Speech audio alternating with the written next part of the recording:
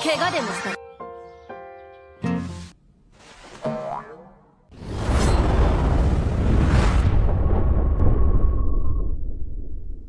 Di awal cerita, seseorang wanita berjalan dan menuju ke rumah seseorang. Dan di pagar rumah itu bertuliskan Yokoya. Wanita itu pun lalu memencet bel rumah itu.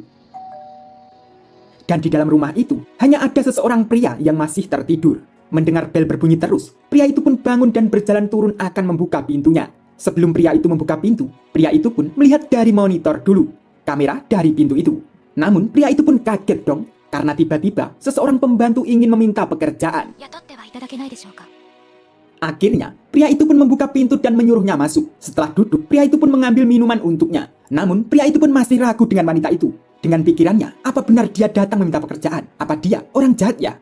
Tanpa lama-lama, pria itu pun lalu menanyakan, "Apa kamu meminta pekerjaan sebagai pembantu? Berarti sebelumnya pernah bekerja di tempat lain. Biasanya melakukan pekerjaan apa?"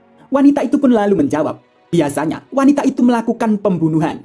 Dan targetnya itu pembangkang yang menentang majikannya. Dan majikannya yang mengarahkan wanita itu ke rumah itu." Pria itu pun sampai kaget dan bingung dong. Dan harus mengusirnya dengan sopan tanpa membuat marah. Namun pria itu pun masih penasaran dengan majikannya yang mengarahkan wanita itu ke rumahnya itu. Wanita itu pun lalu menjawab bahwa pria itu merupakan cucu dari wanita yang tinggal di rumah putra kedua dari sepupu istri majikannya. Mendengar itu, pria itu pun sampai salah ucap dan mengatakan, "Berarti orang asing." Namun dengan begitu, pria itu pun lalu menanyakan keahliannya tentang membunuh. Setelah beberapa saat, mereka pun lalu keluar rumah dan menunjukkan keahlian wanita itu. Selesai itu, pria itu pun lalu mengatakan bahwa dirinya tidak ada orang yang mau dibunuh. Selain itu, pria itu juga tidak kenal dengan majikannya yang mengarahkannya ke rumah itu. Dan pria itu lalu menolak wanita itu untuk dipekerjakan. Dengan begitu, wanita itu pun lalu pergi saja. Dengan berjalan, wanita itu pun sedih dan tidak tahu mau kemana. Namun tiba-tiba, pria tadi memanggil dan mengejar wanita itu karena akan mengembalikan barang yang ketinggalan.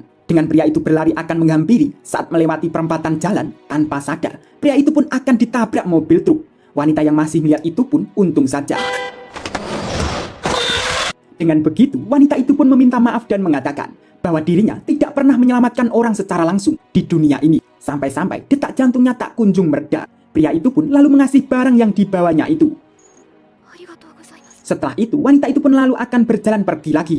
Namun, pria itu pun kembali mengajak wanita itu untuk ke rumahnya, untuk membantu membersihkan rumahnya. Akhirnya, mereka berdua pun kembali ke rumah. Namun, wanita itu pun malah langsung memperlihatkan semua belatinya yang untuk membunuh orang itu.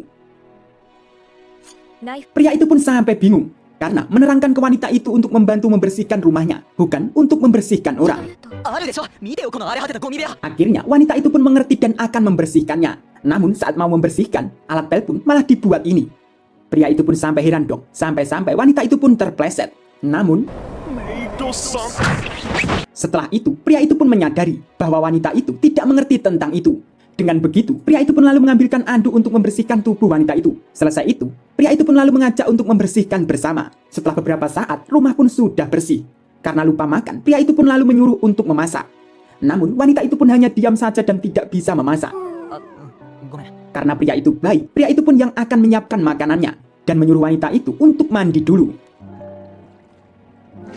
Dengan pria itu duduk dan menanti wanita selesai mandi. Dan dari sini, pria itu pun lalu memperkenalkan namanya, Yokoya Hitoyoshi, siswa SMA kelas 1. Dan dia sekarang sedang menikmati liburan musim panas sendirian karena orang tuanya sedang pergi. Dan sekarang mulai gelisah karena tiba-tiba pembantu muncul dan mengaku bahwa seseorang pembunuh.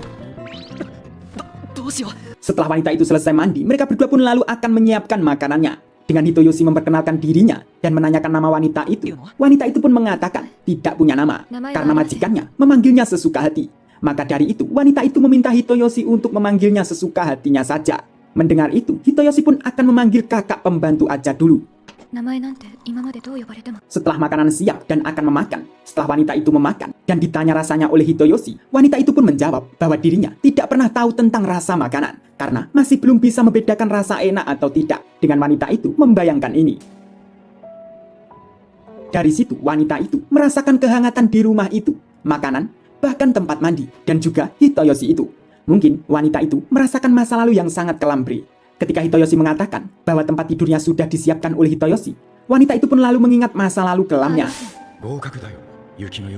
Karena wanita itu menyadari kebaikan Hitoyoshi, maka dari itu wanita itu tidak mau dipanggil wanita cuek oleh Hitoyoshi dan juga tidak mau mengecewakannya. Dan saat mau makan lagi, Hitoyoshi menyuruh untuk menggunakan sausnya biar lebih enak. Setelah ditambahkan saus, dari situ wanita itu baru menyadari bahwa makanan itu sangat enak. Setelah selesai makan dan sudah malam, Hitoyoshi pun lalu tidur saja. Dan ketika terbangun jam 3 karena lapar, Hitoyoshi pun bangun dan akan ke dapur mengambil makanan. Sesampainya di dapur, Hitoyoshi pun dikagetkan karena di dapur ada seseorang. Setelah dilihat-lihat, ternyata itu adalah wanita tadi dan sedang memakan saus tadi. Setelah ditanya Hitoyoshi, wanita itu pun mengatakan, wanita pikir bahwa wanita itu besok akan mati. Makanya sebelum itu terjadi, wanita itu akan memakan saus yang enak itu dulu. Gak jelas. Dari situ, Hitoyoshi pun punya ide. Hitoyoshi pun lalu menyiapkan makanan yang juga menggunakan saus itu. Dan mereka berdua pun lalu duduk berdua di teras. Setelah Hitoyoshi menyuruh makan, wanita itu pun merasakan kenikmatan makanan lagi. Dengan memakan, mereka pun terus mengobrol.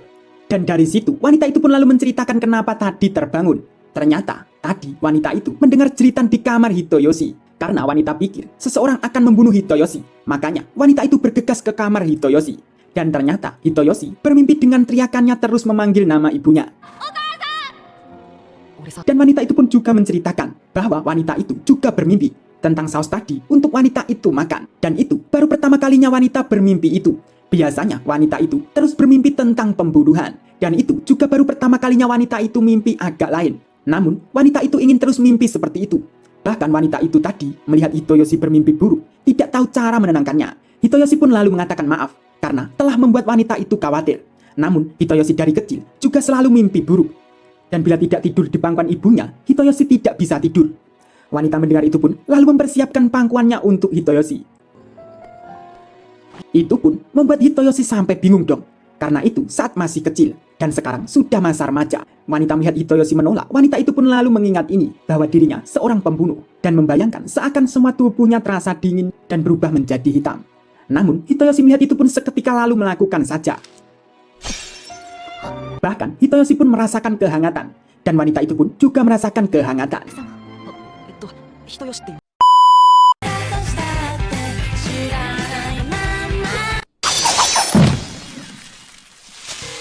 どのようなものもどのような状況で霊剣が多くいる山に置いていかれたことが要求されたことを遂行すればよかった。お役に立てず申し訳ありません。 Diawali dengan rasa penasaran wanita pembunuh ini, ataupun nona pelayan Hitoyoshi menyebutnya, apa yang sebenarnya terjadi dengan dirinya karena tubuhnya bergerak sendiri untuk menyelamatkan Hitoyoshi. 私の体を動かしたのか。 Setelah pagi, nona pelayan pun sudah membersihkan sampah di rumah itu, bahkan menggunakan belatinya untuk meminimalisir ukuran sampah itu. Hitoyoshi melihat itu pun tidak lupa menyatakan terima kasih. Setelah akan membuang sampah ke depan rumah, mereka pun dikejutkan dengan anjing kecil tapi gendut yang berada di depan rumahnya. Hitoyoshi pun sampai heran. Melihat ada surat di kardus anjing itu, nona pelayan pun lalu membacanya. Dan isinya hanya untuk menjaga baik-baik anjing itu. Hitoyoshi pun lalu menggendong anjing itu saja. Namun, nona pelayan pun malah berpikiran negatif. Karena bila menyelamatkan nyawa hanya karena kasihan, itu bisa berakibat buruk.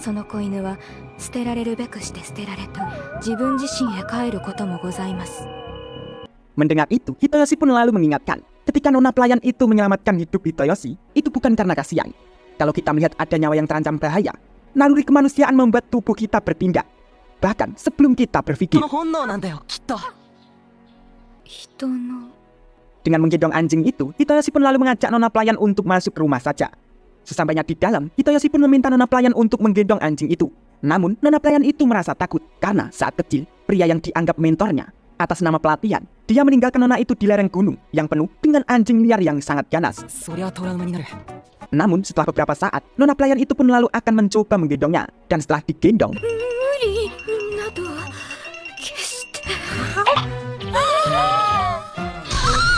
Hitoyoshi pun lalu mengambil anjing itu saja. Setelah itu, Hitoyoshi pun lalu mengajak untuk pergi ke pet shop. Dan mereka pun lalu belanja perlengkapan anjing itu dan makanannya. Selesai itu, mereka pun lalu berjalan pulang. Hitoyoshi pun tak lupa mengatakan terima kasih ke nona pelayan itu, karena sudah memilihkan barang yang Hitoyoshi minta. Hitoyoshi-sama wa hontou Dari situ bahwa Hitoyoshi itu benar-benar orang yang baik. Karena dari dulu tidak ada orang seperti Hitoyoshi di dunianya nona pelayan itu. Dan hal-hal yang Hitoyoshi minta, itu merupakan sesuatu yang baru pertama kali nona itu lakukan. Karena di dunia tempat tinggal nona itu harus berjuang untuk mendapatkan tempat yang semakin dekat.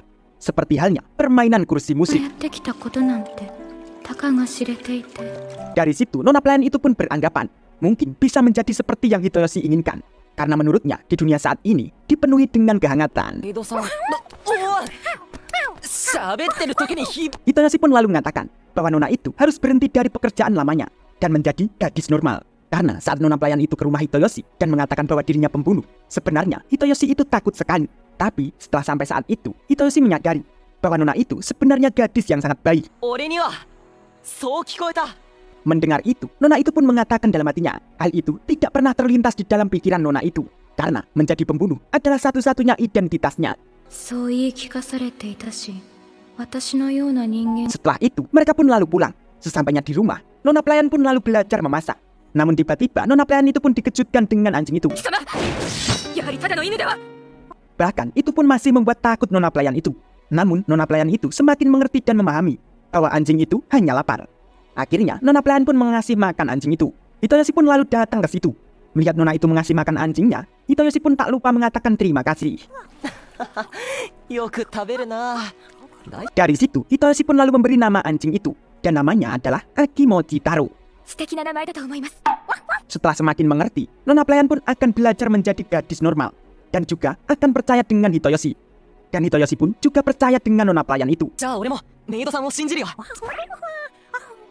Setelah itu, mereka pun lalu makan malam. Karena makanan itu sangat lezat bagi nona pelayan itu, Hitoyoshi pun akan membikinkan lagi sebagai hadiah karena nona itu sudah mau main dengan mochi. Dengan memasak, Hitoyoshi pun mengatakan bila nona pelayan itu meminta permintaan lagi untuk mengatakan saja ke Hitoyoshi. Dari situ, nona pelayan itu meminta Hitoyoshi untuk memberi nama dirinya. Hitoyoshi pun lalu menanyakan tanggal lahirnya. Namun, nona itu tidak ingat sama sekali. Hanya saja yang diingat ini. 素敵な大雪の日に生まれたとそう聞いた記憶 Setelah mendengarkan itu, Hitoyoshi pun lalu memberi nama nona itu. Dan namanya adalah Yuki untuk salju. Karena menurut Hitoyoshi, salju itu putih dan cantik. 暖かいと感じたのか Yuki pun lalu beranggapan, bila Yuki tinggal di situ dan menghabiskan waktu bersama Hitoyoshi, mungkin Yuki akan menemukan jawabannya tentang rasa penasaran akan dirinya. Bahkan, Yuki pun sangat bahagia diberi nama oleh Hitoyoshi. 素敵な名前をありがとうございます 普通に笑えるんだ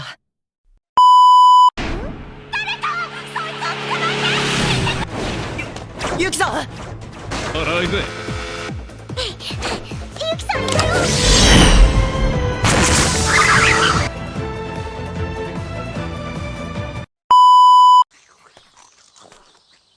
Yuki yang sedang asik main dengan mochi, Hitoyoshi pun memanggil Yuki untuk minta tolong. Yaitu, Hitoyoshi meminta Yuki untuk menindih telinganya. 友達の影響で前から開けてみたくてさ Yuki pun mau-mau aja. Namun setelah mau melakukannya, Yuki pun seketika lalu berhenti. Karena Yuki tidak mau melakukan hal yang mengerikan, seperti membuat lubang di daging Hitoyoshi. Hitoyoshi pun sampai heran. いや人の体に穴を開けるのが本性 Dan tiba-tiba terdengar suara bel berbunyi. Yuki pun lalu membuka pintunya. Dan ternyata itu adalah bocil yang memanggil Hitoyoshi dengan sebutan kakak dan ingin melihat anjing Hitoyoshi. Setelah bocil itu melihat yang membuka pintu bukan Hitoyoshi, bocil itu pun langsung kaget dong. Bocil itu pun lalu masuk ke rumah saja. Namun, bocil itu pun kesal dengan Hitoyoshi karena tidak tahu kalau ada pelayan secantik itu di rumahnya. Padahal Hitoyoshi sering mengirim pesan setiap waktu dengan bocil itu, tapi tidak pernah bercerita. Dan ternyata itu adalah adik Hitoyoshi yang bernama Riko. Riko pun lalu menanyakan nama Yuki. Dan Yuki pun lalu memperkenalkan dirinya ke Riko. Dan mengatakan juga bahwa nama itu yang memberi adalah Hitoyoshi. Riko pun heran dong. Yuki pun lalu mengatakan yang sejujurnya, bahwa dia adalah pembunuh bayaran dan tidak punya nama. Makanya dia meminta nama ke Hitoyoshi. Riko mendengar itu pun bukannya takut, malah senang dong. Dan malah meminta tanda tangan. Karena Riko punya tugas liburan musim panas, Riko pun menjadikan Yuki sebagai subjeknya dan meminta ke Yuki untuk menunjukkan cara membunuh. Hitoyoshi pun sampai heran dong dan meminta ke Riko untuk tidak menulis aneh-aneh untuk kebutuhan sekolah. Riko pun masih ngeyel dong dan akan menulis buku harian pembunuh di catatan tentang keterampilan membunuh pembantu yang cantik. Yuki pun lalu mengajak ke halaman untuk dia memperlihatkan keterampilannya membunuh. Dan ini yang dia lakukan.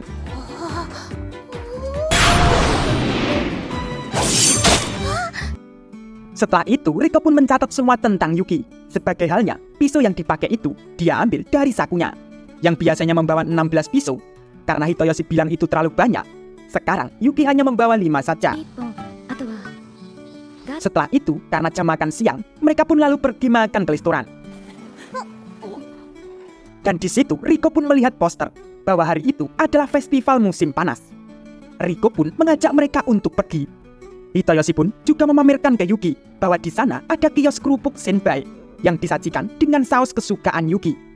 Mendengar itu, Yuki pun sampai ngiler dong. Setelah malam, mereka pun lalu pergi ke festival itu saja. Dan ini sedikit scene tentang keseruan mereka.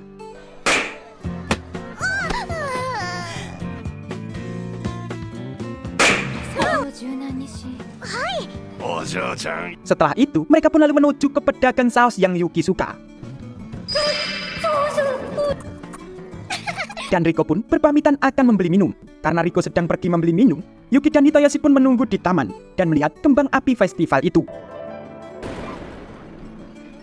Dengan Yuki menonton kembang api, Yuki pun terbayang saat Yuki membunuh seseorang di salah satu acara juga. Dan Riko pun sudah datang dan memberi minuman ke mereka berdua. Setelah itu, mereka bertiga pun lalu menikmati momen kembang api itu. Setelah itu, mereka pun lalu berjalan pulang.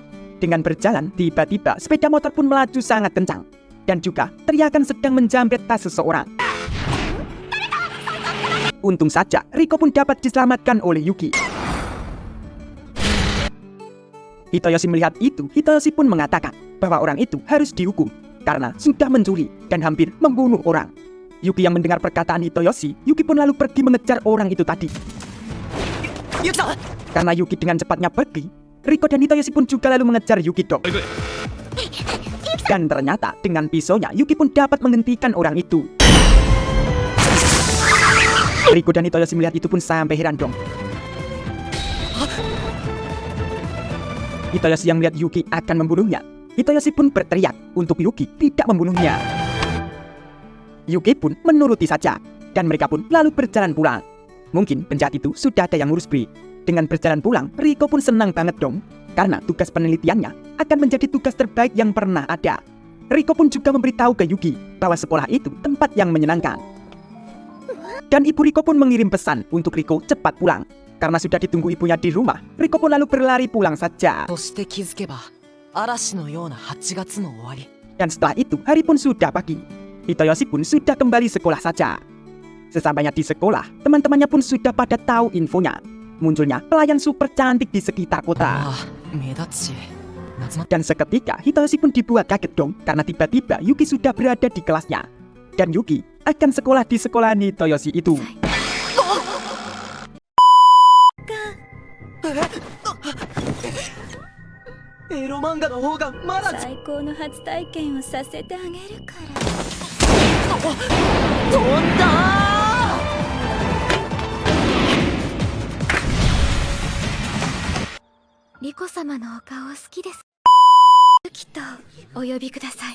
Hitoyoshi yang melihat Yuki akan sekolah di sekolahannya, Hitoyoshi pun sampai kaget dong.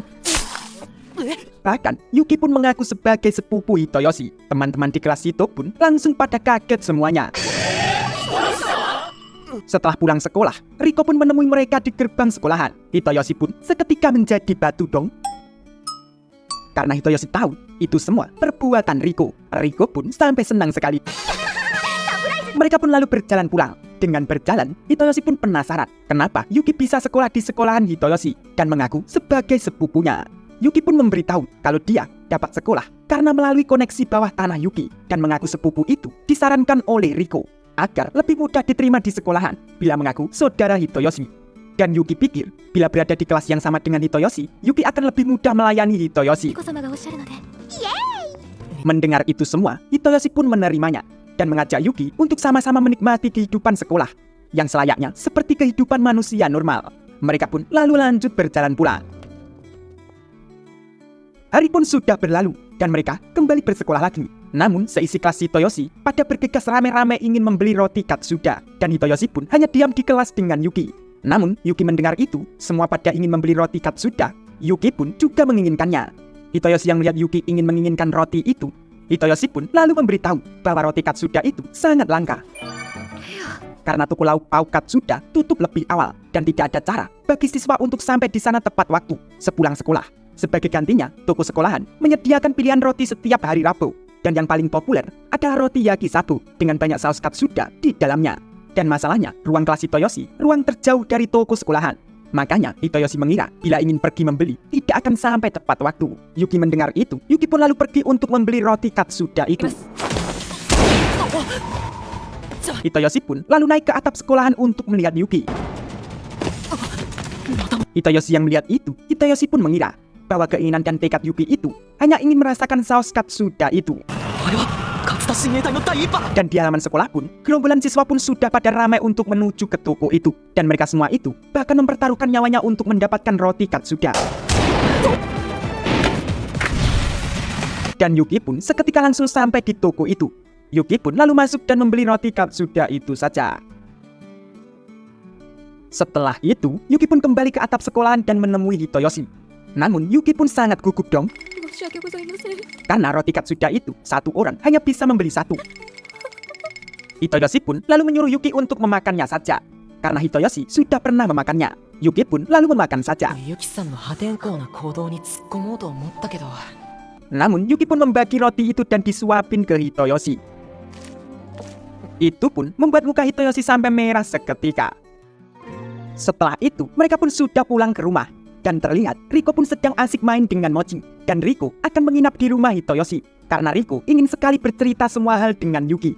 Sebab Riko ingin selalu punya kakak wanita dari dulu. Bahkan Riko pun sempat mendandani Hitoyoshi layaknya kakak perempuannya.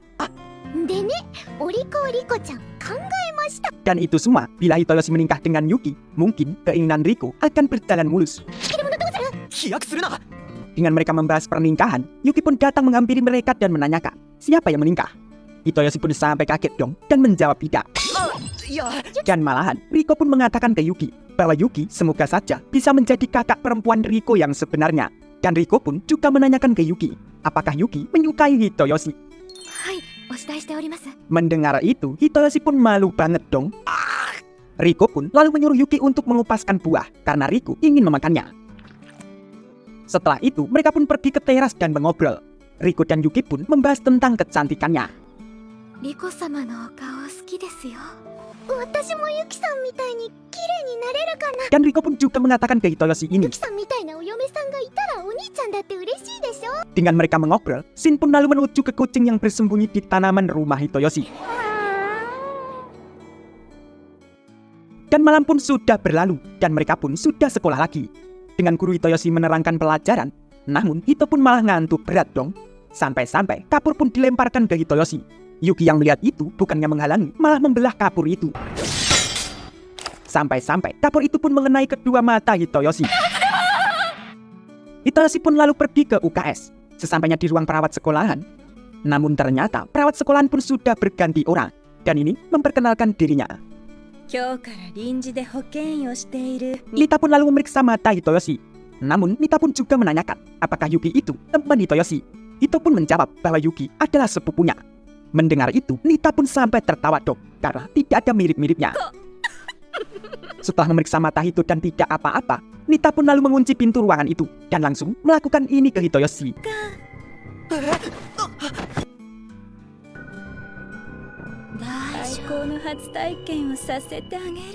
Hitoyoshi pun sampai takut sekali.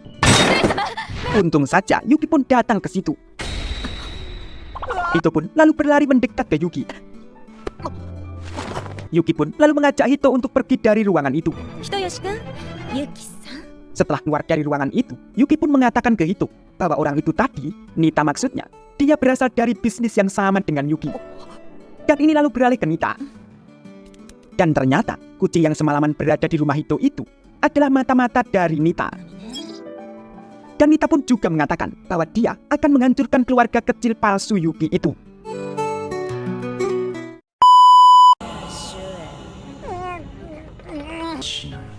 これからあの女を殺し、部屋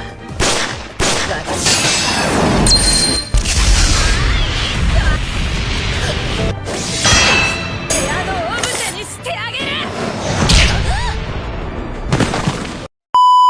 る。夢がある。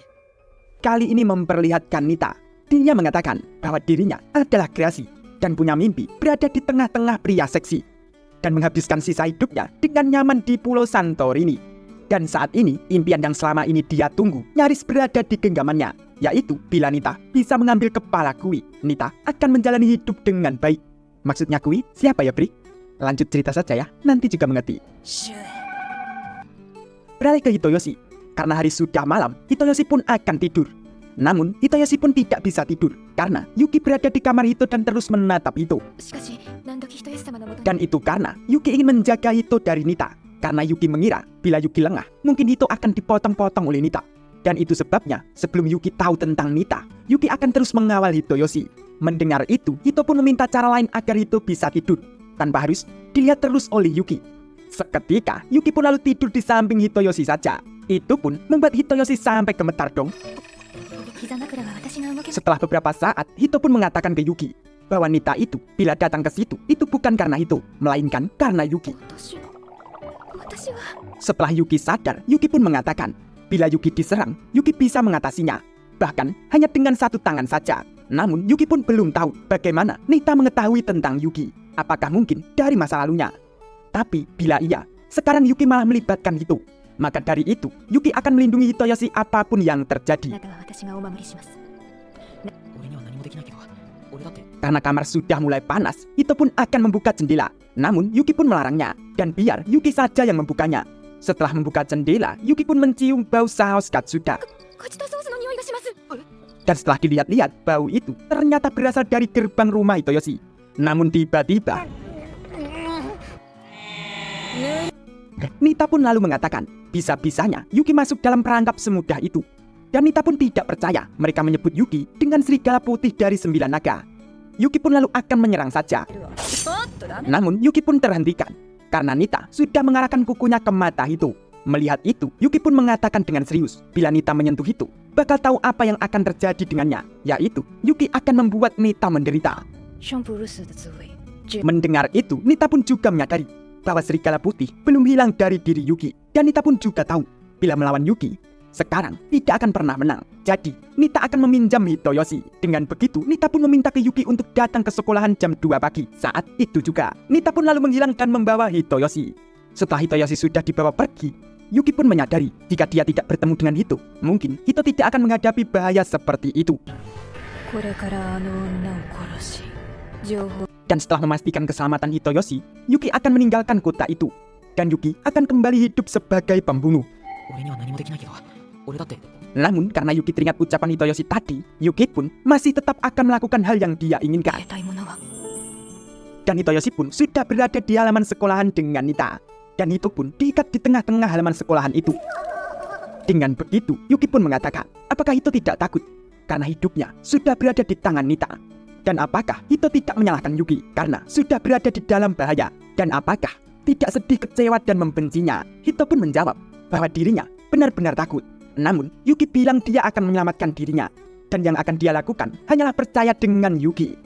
Nita pun lalu memantau keberadaan Yuki lewat handphonenya. Dan sebenarnya Nita juga tidak peduli hidup dan mati Hito, karena yang terpenting adalah membunuh Kui dengan tangannya sendiri. Mendengar itu, Hito pun menanyakan apa yang dia maksud tentang Kui, karena dari tadi terus menyebutnya. Nita pun lalu menerangkan bahwa Kui itu adalah Yuki, karena dia adalah monster. Dia adalah pembunuh kejam tanpa belas kasihan kepada siapapun. Dan dia adalah serigala putih dari 9 naga. Dan 9 naga itu adalah klan pembunuh terkuat di dunia. Karena itu adalah klan terkuat, ada banyak kelompok yang menentang mereka. Bila Nita dapat mengambil kepala Kui ataupun Yuki, reputasi Nita akan meroket. Dan Nita bisa mendapatkan pekerjaan mahal dan membuat mimpi Nita menjadi kenyataan. Yuki pun sudah tiba di situ. Dengan begitu, Nita pun lalu menyerang dengan pistolnya.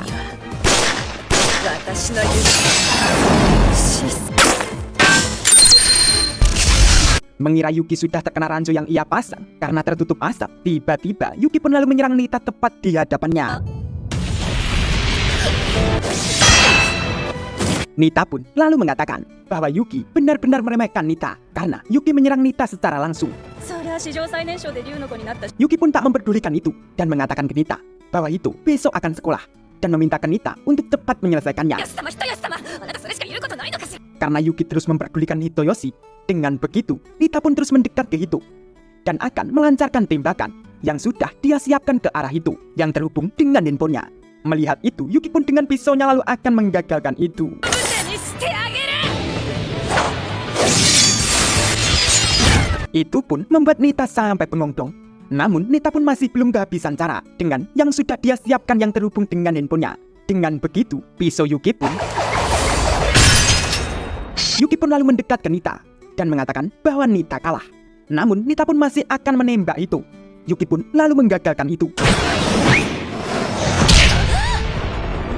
Nita pun sampai panik dong karena mengira Yuki akan membunuh dirinya. Karena sudah terpojok, Nita pun mengatakan bahwa Yuki itu benar-benar bodoh bila berhenti menjadi pembunuh. Karena Yuki mempunyai bakat yang lebih dari orang lain. Dan bila Yuki membunuh Nita sekarang, masih ada banyak orang untuk mendapatkan kepala Yuki. Dengan begitu, apakah masih berniat untuk membunuh semua orang itu? Apa itu yang dianggap normal? ユキ様 Mendengar itu, Yuki pun menjawab bahwa itu semua yang Yuki pikirkan. Bila terus membunuh, mungkin dia masih akan menjadi kui. Tapi sekarang, semuanya berbeda. Yuki tidak akan lagi membunuh. Dan juga tidak akan membiarkan siapapun mati karena Yuki. Apapun yang terjadi, dan seterusnya. Yuki akan melakukan apapun untuk hidup normal yang dia peroleh atas keinginannya sendiri. Yuki pun lalu melepaskan ikatan Hitoyoshi dan mengajaknya pulang ke rumah. 現れる最強最悪の暗殺 Dengan berjalan pulang, Yuki pun mengatakan maaf ke Hito karena sudah melibatkan dirinya. Karena itu adalah kesalahan Yuki. Dan bila Hito ingin, Yuki akan menghilang dari Hito dan membereskan jejaknya. ねユキさん Dengan begitu, Hito pun memegang tangan Yuki dan meminta tolong ke Yuki untuk mengajari Hito pertahanan diri. Karena Hito pria dan ingin sedikit membantu Yuki. Yuki pun setuju saja.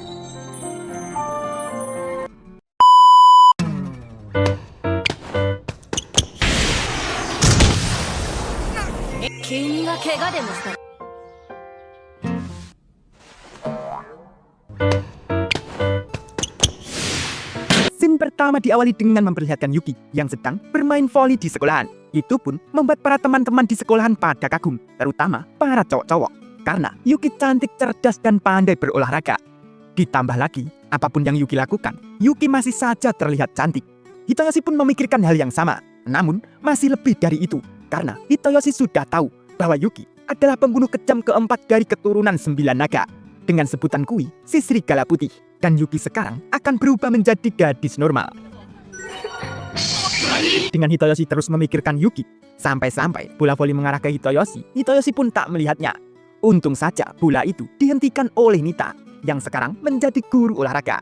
Nita pun lalu mendekat ke Hitoyoshi, dan layaknya tidak terjadi apa-apa. Namun ternyata di awal sebelum masuk sekolah, Nita sudah menemui Yuki dan Hitoyoshi, dan dia memberitahu kepada mereka bahwa Nita sekarang menjadi guru olahraga baru di sekolahan itu. Dan kenapa Nita kembali menemui mereka? Itu karena Nita menyukai hal yang menarik. Pembunuh legendaris yang bernama Kui sekarang benar-benar melayani anak nakal dan bahkan mengatakan tidak ingin membunuh. Maka dari itu, menurut Nita, itu hal yang menarik karena Nita di Pulau Selatan tidak akan bisa merasakan hal yang menarik itu. Namun Nita juga mengatakan ke mereka bahwa Nita tidak akan membunuh atau menyakiti mereka berdua. Begitupun sebaliknya. Itu berarti Nita tidak memiliki permusuhan ke mereka. Bahkan Nita pun menawari ke mereka, memberikan roti katsuda ke mereka untuk 3 bulan ke depan. Makanya sekarang dia bisa sedekat itu dengan Hitoyoshi. Dengan Nita seperti itu pun membuat Yuki cemburu dong. Sampai-sampai bola voli yang akan diservis oleh Yuki. Itu pun. Jam sekolah pun sudah selesai. Yuki dan Hitoyoshi sedang makan roti katsuda, duduk di bangku taman. Dari situ Yuki mengatakan ke Hito, walaupun Nita terlihat tidak mengancam, tapi saat Yuki melihat itu sedang bersama orang lain dari dunia bawah, Yuki merasa tersaingi. Dari situ Yuki menanyakan, apa itu disebut gadis normal? それは普通 Setelah itu mereka pun sudah sampai di rumah. Yuki pun lalu berganti pakaian pelayan. Setelah itu Yuki pun lalu melakukan pekerjaan selayaknya pelayan, merebus air minum, mencuci handuk, mencuci piring, dan bermain dengan Mochi. Setelah itu Karena waktunya makan, Hito pun lalu mengajak Yuki untuk membeli makanan di warung Katsuda. Mereka pun lalu sampai di warung Katsuda, lalu memesan makanan. Dan saat menunggu makanan siap, Yuki yang melihat saus Katsuda di dalam toko itu membuat Yuki sampai tersentuh. Nenek penjual pun mengerti itu. Nenek itu pun mengatakan bahwa saus Katsuda itu yang membuat adalah nenek itu. Dari situ, Yuki pun mengatakan banyak-banyak terima kasih. Karena Yuki dulu tidak pernah merasakan makanan yang begitu lezat, apalagi menyenangkan. Tapi saat pertama kali mencicipi saus itu benar-benar merubah hidup Yuki. Nenek pun lalu menyuruh Yuki untuk mencicipi saus Katsuda terbarunya. Itu pun membuat Yuki sampai senang sekali. Setelah beberapa saat, mereka pun sudah sampai di rumah dan sudah selesai memakan. Yuki pun lalu akan mencuci piring dan menyuruh Hitoyoshi untuk istirahat saja. Hito pun lalu istirahat di sofa. Dengan begitu, Hito lalu kembali memikirkan tentang Yuki. Karena melihat Yuki begitu bahagia, karena hal kecil itu sangat sulit dipercaya bagi Hito bahwa Yuki pernah menjadi pembunuh terkuat. Bahkan dari situ, Hito mencari tahu di internet. Namun di internet hanya mengatakan bahwa itu adalah legenda Tiongkok. Dari situ, Hito berpikir, apakah harus bertanya saja dengan Yuki secara langsung? Tapi Hito menyadari itu. Bila bertanya langsung, Yuki akan merasa sulit untuk menceritakan.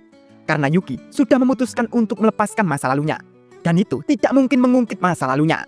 Maka dari itu, Hitoyoshi lebih baik menunggu Yuki bercerita dengan sendirinya. Dengan begitu, Hito pun langsung tertidur dong. Namun seketika, Hitoyoshi bermimpi. Dan di dalam mimpi itu, Hitoyoshi ditinggal pergi oleh ibunya. Yuki pun lalu membangunkan Hitoyoshi. Dan dengan mimpi itu, Hitoyoshi pun sampai menangis dong. Dengan Hitoyoshi dipeluk oleh Yuki sampai-sampai. Yuki pun tak merasa apa-apa. Dan malahan Yuki menawarkan ke Hito untuk berbaring di pangkuannya lagi. Itu pun membuat Hitoyoshi tambah panik dong. Sampai-sampai Hitoyoshi pun menjatuhkan handphonenya. Dengan Yuki melihat handphone Hito yang masih berada di internet, mencari tahu tentang Yuki. Dari situ, Yuki pun langsung bercerita dengan Hitoyoshi. Saat itu, Yuki dijemput oleh master. Dan dia dibawa ke organisasi. Tapi, Yuki hanya melakukan tugas sesuai instruksi masternya. Dan Yuki hanya bertemu beberapa orang di organisasi itu. Namun, Yuki tidak tahu nama mereka sama sekali. Maka dari itu, tidak banyak untuk diceritakan ke Hitoyoshi. Hanya saja, Yuki melakukan apa yang masternya mau. Dan tidak pernah memikirkan atau memahami apa yang Yuki lakukan. Dan Yuki hanya khawatir mengecewakan masternya dan kehilangan tempat tinggalnya. Maka dari itu, semua hal yang dilihat Yuki sekarang terlihat mempesona di mata Yuki. Seperti kicauan burung, cahaya yang menembus tirai, saus Katsuda. Bahkan Yuki pun masih bertanya-tanya, apakah itu mimpi bagi Yuki. Maka dari itu, semua terlihat mempesona. Tapi saat dengan melihat Hitoyoshi, dan Yuki pun berharap bisa terbiasa hidup seperti itu dan menjadi gadis normal.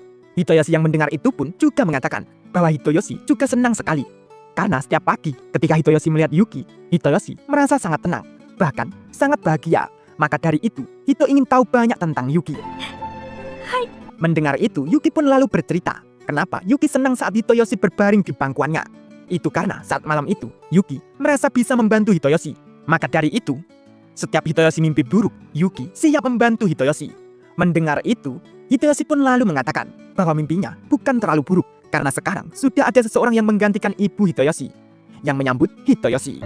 Hiro ga 映画を見る場所というより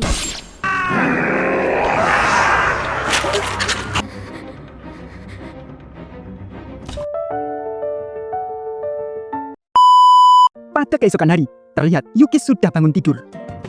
Dia lalu berganti pakaian pelayan, lalu seperti biasa melakukan pekerjaan layaknya pembantu, merebus air, mencuci handuk. Dan dia dengan senangnya sudah bisa mencuci handuk dengan benar.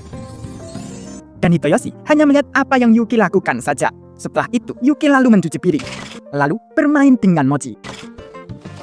Setelah membereskan rumah, Yuki lalu pergi ke pasar untuk membeli sayuran dan perlengkapan makanan di rumah. Ketika di perjalanan, Yuki pun jadi pusat perhatian semua orang di situ karena kecantikan Yuki.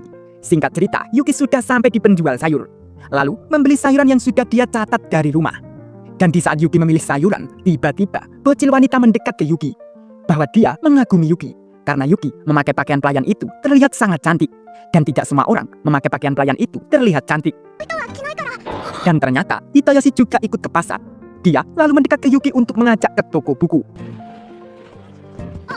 Dengan Yuki dan Hito keluar dari pasar itu dan berjalan akan ke toko buku, Riko dan Nita sudah menunggu mereka berdua.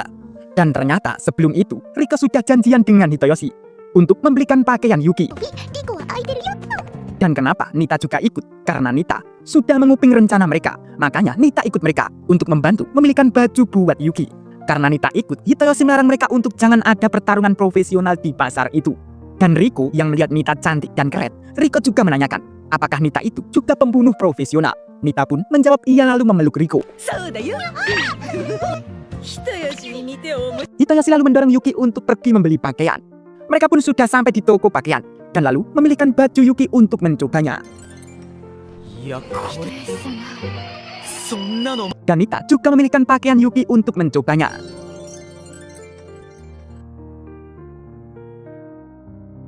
Hitoyoshi melihat Yuki yang mencoba pakaian yang dipilih Nita. Hitoyoshi pun hanya ngiler dan melongo saja, karena Yuki juga mencoba pakaian renang.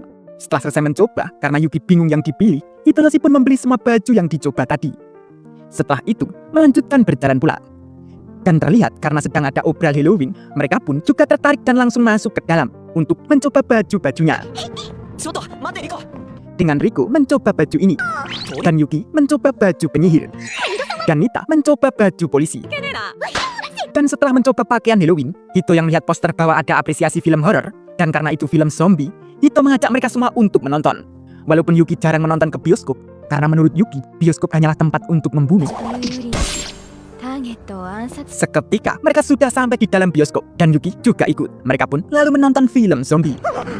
Namun, Yuki menonton film itu terlihat merasa sangat ketakutan.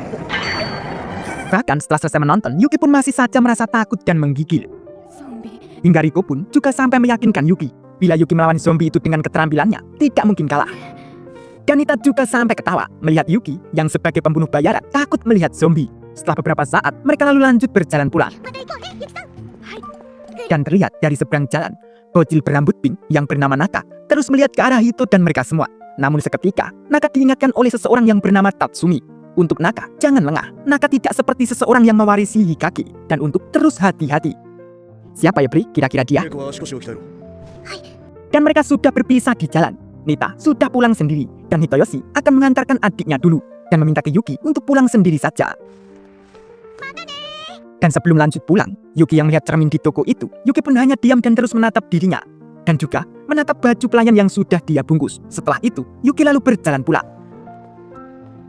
Seketika, Yuki sudah sampai di rumah dan juga berganti pakaian pelayan yang sering dia pakai. Yuki pun lalu menuju ke tempat Mochi untuk membersihkan tempatnya. Dan terlihat, itu sudah akan sampai di rumah. Dengan Yuki yang membersihkan tempat Mochi, karena terlihat akan hujan, dan seketika, listrik pun menjadi padam. Itu pun membuat Yuki sampai terbayang dengan zombie yang dia tonton di bioskop tadi. Dengan Mochi yang terus bermain dengan handuknya dan berlari-lari sampai Mochi tertimpa saus yang berada di baskom. Dan Yuki yang mencari Mochi, itu pun membuat Yuki sampai parno dan selalu terbayang zombie.